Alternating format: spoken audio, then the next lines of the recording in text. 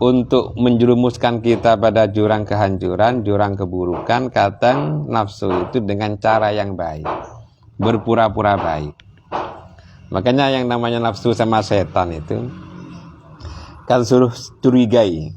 Sekalipun ada nafsu, kok kayaknya memerintahkan kita berbuat baik, atau ada setan memerintahkan kita baik, maka tetap kita harus curiga. Karena di balik kebaikannya itu kadang ada keburukan. Kita kok semangat sekali ngajinya, padahal yang namanya kebaikan rata-rata itu kan harus dipaksa. Kok ada orang melakukan kebaikan semangat sekali, tidak ada paksaan. Padahal rata-rata yang namanya kebaikan itu harus melalui paksaan dan melalui perjuangan. Berat, pasti berat. Salat tahajud pasti berat. Semua kebaikan itu pasti berat karena rata-rata itu bertentangan dengan nafsu. Sekarang kok kayaknya kita semangat sekali berbuat baik, maka curigailah bahwa pendorongnya itulah nafsu ammarah. Kalau di Burda itu apa itu siiran? Wa khalifin nafsa wasyaitana wa sihima. Wa inhuma mahadakan nushafat tahimi. Lawanlah setan dan nafsu. Setan dan nafsu, kemauan setan dan kemauan nafsu suruh lawan. Wa in huma mahadha, sekalipun keduanya itu seolah-olah kayaknya mau menasehati kita, maka tetap apa katanya, fattahimi, tetap curigai. Kok ada nafsu, kok kayaknya memerintahkan kita baik, ada setan memerintahkan kita baik, maka tetap kita harus curiga. Banyak seperti itu.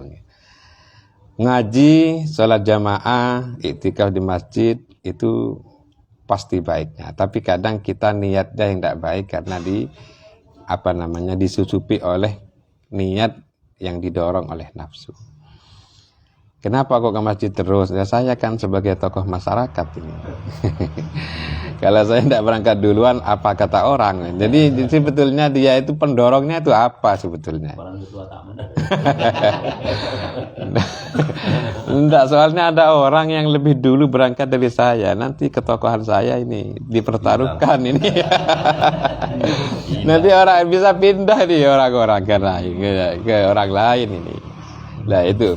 Jadi ini kan semangat kadang seperti itu. Kita itu semangat beribadah, tapi ternyata setelah diselidiki seperti itu.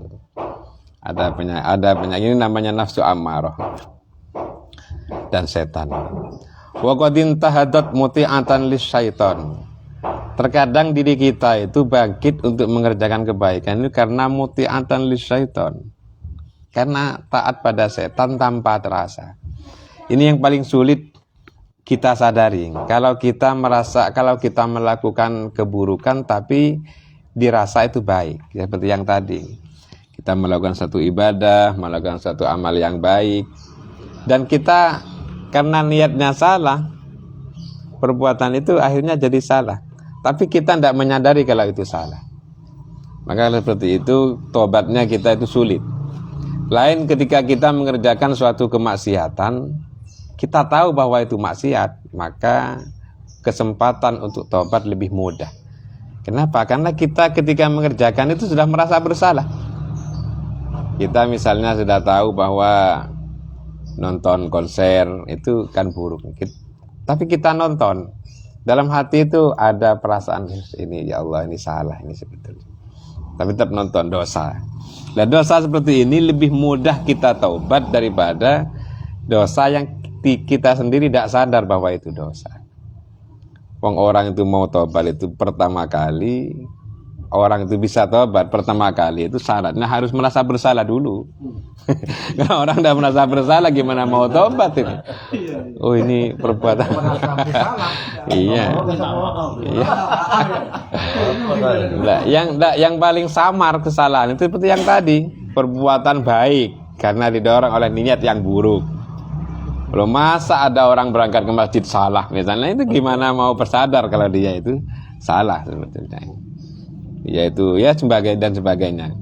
Ada perbuatan amal ibadah yang secara sepintas itu adalah amal akhirat, tapi gara-gara niat maka menjadi salah. Kam min a'malid dunya asbahat a'malal akhirah bihusnin niyah. Wa kam min a'malil akhirah asbahat a'malad dunya bisu'in niyah. Banyak amal-amal akhirat gara-gara niatnya buruk malah menjadi amal dunia. Jadi kelihatannya amal akhirat, tapi gara-gara didorong oleh niat yang buruk malah menjadi buruk.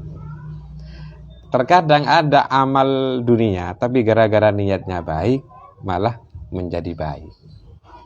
Seperti kita tahu orang sombong itu sombong, perbuatan sombong itu kan amal dunia gitu termasuk.